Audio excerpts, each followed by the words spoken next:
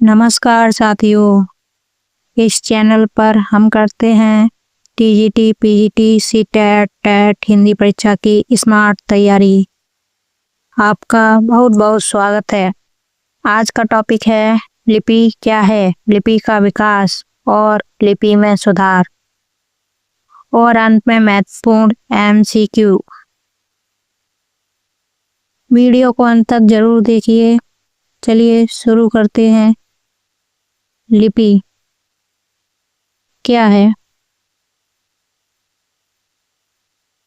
लिखित भाषा में मूल ध्वनियों के लिए जो चिन्ह मान लिए गए हैं वे वर्ण कहलाते हैं, पर जिस रूप में यह लिखे जाते हैं उसे लिपि कहते हैं।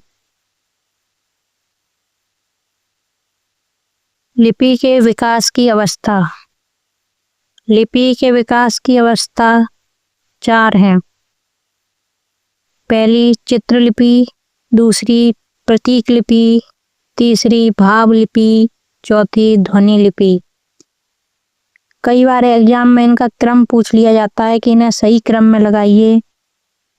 या पहली लिपि के विकास की अवस्था क्या थी, इस प्रकार क्वेश्चन पूछ लिए जाते हैं, इसलिए इन्हें ध्यान रखिएगा। पहली चित्रलिपि, दूसरी प्रतीक लिपि, तीसरी भाव लिपि, चौथी ध्वनि लिपि। क्रम से इन्हें याद कर लीजिएगा। भारत की सारी लिपियां अक्षरात्मक हैं। भारत की सारी लिपियां अक्षरात्मक हैं। इसमें एक एक लाइन, एक एक क्वेश्चन के बराबर है। रोमन लिपि वर्णात्मक है। सिंधु घाटी लिपि, खरोष्टी लिपि और ब्राह्मी लिपि। देवनागरी लिपि का विकास या जन्म ब्राह्मी लिपि से हुआ है। ध्यान रखिएगा, देवनागरी लिपि का विकास या जन्म ब्राह्मी लिपि से हुआ है। यह मोस्ट इम्पोर्टेंट क्वेश्चन बनता है। देवनागरी लिपि के नाम के विषय में अनेक मत हैं। नाग लिपि से नागरी नामकरण हुआ। नगरों में प्रचलित होने से देवनागरी नाम पड़ा। पाटलिपुत्र को नागर और चंद्रगुप्त को देव कहने के कारण देवनागरी नामकरण हुआ। देवनागर यंत्र से देवनागरी। गुजरात के नागर ब्राह्मणों के नाम पर नागरी पड़ा। स्थापत्य की एक शैली का नाम नागर होने से नागरी पड़ा। एग्जाम में ये 4 ऑप्शन दे दिए जाएंगे और पूछा जाएगा कि इनमें से कौन सा एक गलत है। तो ये सभी याद कर लीजिएगा कि देवनागरी नाम किस किस कारणों से पड़ा। देवनागरी लिपि की विशेषता। देवनागरी लिपि आक्षरिक है। देवनागरी में हर एक वर्ड के लिए अलग ध्वनि है। देवनागरी लिपि की वर्णमाला का क्रम वैज्ञानिक है। देवनागरी लिपि बाएं से दाएं लिखी जाती है। नेक्स्ट, देवनागरी लिपि में सुधार।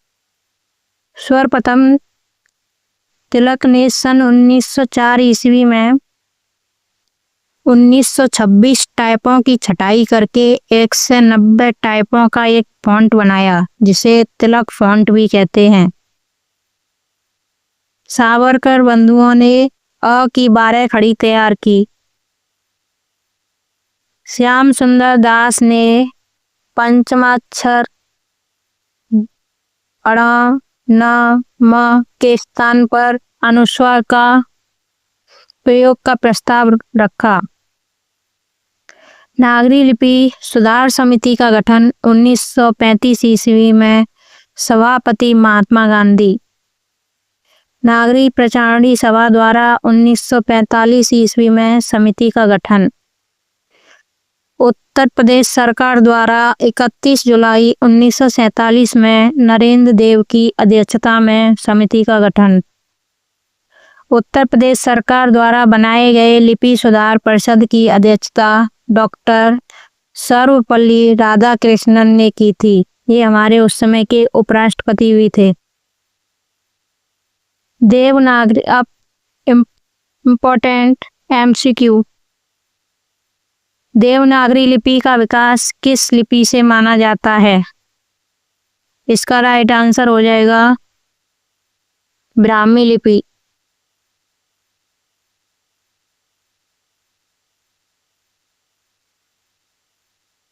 देवनागरी शब्द का सही अर्थ है देवताओं की भाषा, देवताओं की नगरी की लिपि, संस्कृत लिपि, मंदिरों की लिपि।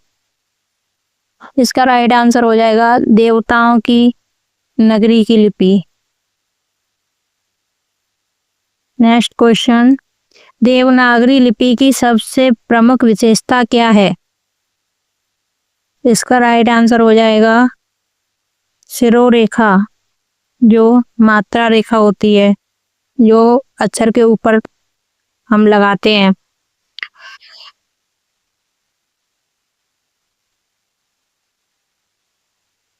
देवनागरी लिपि में कुल कितने स्वर माने जाते हैं?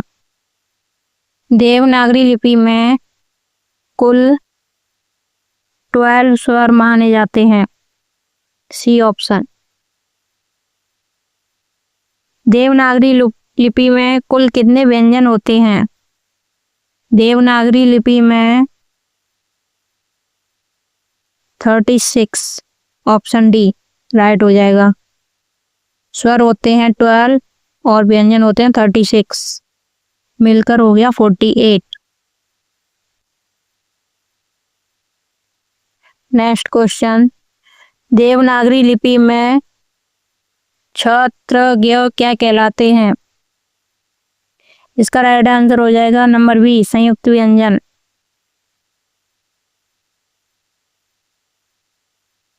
देवनागरी लिपि किस प्रकार की लिपि है? देवनागरी लिपि किस प्रकार की लिपि है? इसका राइट आंसर हो जाएगा ध्वन्यात्मक। देवनागरी लिपि में लेखन की दिशा क्या है? ये अभी अभी ऊपर पढ़ाया था। इसका राइट आंसर हो जाएगा बाएं से दाएं। देवनागरी लिपि में छोटी अंक की बिंदी और बड़ी अंक की बिंदी क्या कहलाते हैं? इसका राइट आंसर हो जाएगा अनुस्वार और विसर्ग।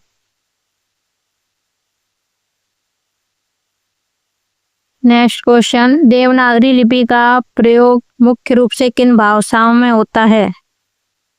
देवनागरी लिपि का प्रयोग मुख्य रूप से किन भाषाओं में होता है? इसका राइट आंसर हो जाएगा Hindi, Sanskrit, Marathi, Nepali, option number A.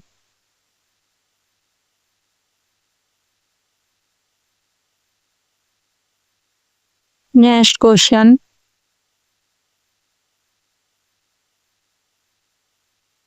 Devanagari लिपि की शिरोरेखा को क्या कहा जाता है? इसका राइट आंसर हो जाएगा शीर्ष रेखा।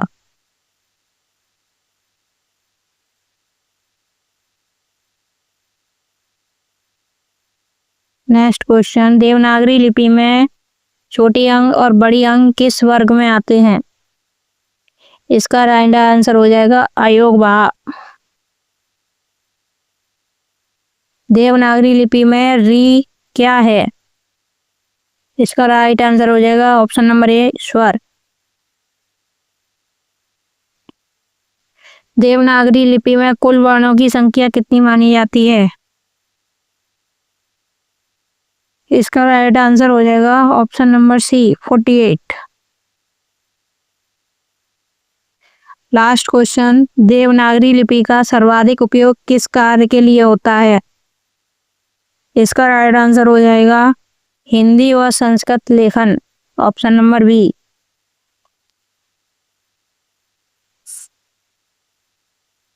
अगर वीडियो पसंद आया हो तो लाइक करें, शेयर करें और सब्सक्राइब करें, क्योंकि यहाँ मिलती है हिंदी परीक्षा की स्मार्ट तैयारी। नमस्कार, मिलते हैं अगली वीडियो में।